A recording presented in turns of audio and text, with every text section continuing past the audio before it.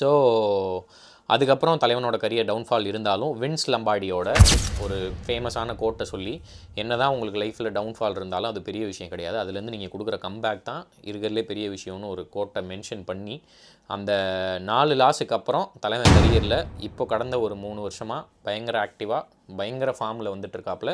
Last 3 மேட்சுமே தலைவனுக்கு வின்னு. So 2 பேருமே வந்து ஒருத்தவங்க சலைச்சவங்களே கிடையாது, பயங்கரமான டீசெண்டான ஸ்ட்ரைக்கர்ஸ். ஸோ அதனால் நீங்கள் ஒரு நல்ல MMA மேட்ச் எக்ஸ்பெக்ட் பண்ணலாம். என்னை பொறுத்தவரை இந்த மேட்சோட ப்ரிடிக்ஷன் அப்படின்னு சொன்னீங்கன்னா, நான் டாமினிக் ரேஸ் யாருக்கு அகேன்ஸ்டாக விளாண்டாலும் I go with Dominick Reyes தான். At the same time Carlos Ulberg வந்து ஒரு பயங்கர டஃப்பான ஆப்போனண்ட்டை மீட் பண்ண போகிறாரு எனக்கு தெரிஞ்ச முதல் தடவை.